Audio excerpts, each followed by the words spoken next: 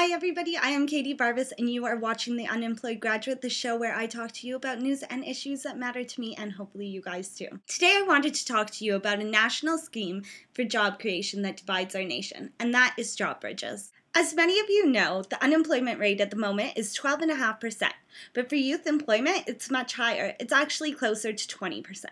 For those of you who don't know about JobBridges, it's a government-sponsored scheme that provides work experiences and placements for interns for a 6 to 9 month period. According to the government, the aim of the scheme is to break the cycle where job seekers can't get jobs because they lack experience. At the moment, there's 8,500 jobs available in the private, public, voluntary, and community sector.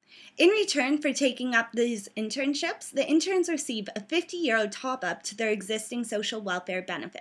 In the first year of the scheme, the state declared it was successful, saying that 38% of those who had completed the JobBridge scheme, or, in other words, 797 people were now in full-time employment. And while this all sounds wonderful, all the feedback hasn't been this positive.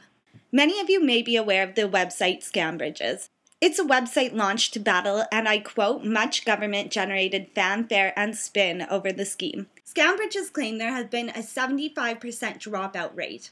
So, the 38% of people who gained full-time employment with the scheme was 38% of the 25 who actually completed the scheme. Furthermore, the 797 people who actually gained full-time employment, only 400 of them were with the companies that actually took them on as interns.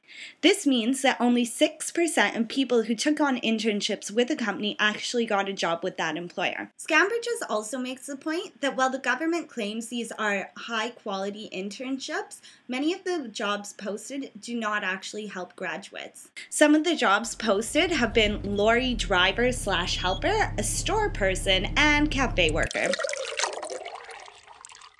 Another major flaw with the scheme is that it's paid for by the state. This means that a company can get an extra worker for nothing. This opens up the possibility for internships to replace real jobs and prevent people from getting actual work. And this brings me to my last point. Last week, the government launched the Better Off in Work campaign.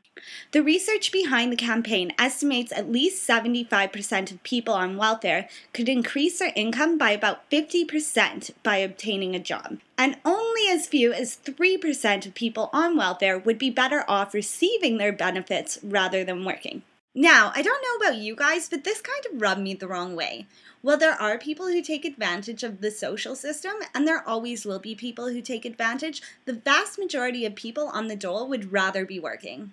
My point being that the Better Off in Work campaign is just a blame shifter. Instead of focusing on sustainable job creation for graduates, young people, skilled and trade laborers, the government is sending out the message, it's your fault for being on the dole, not ours. Like JobBridges, the focus on creating sustainable jobs is completely lost.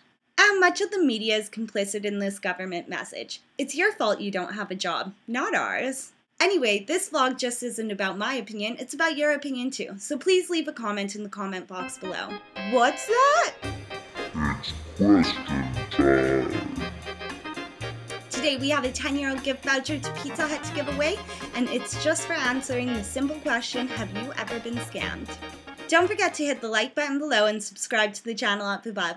Until next week, I'm Katie Varvos, just another unemployed graduate.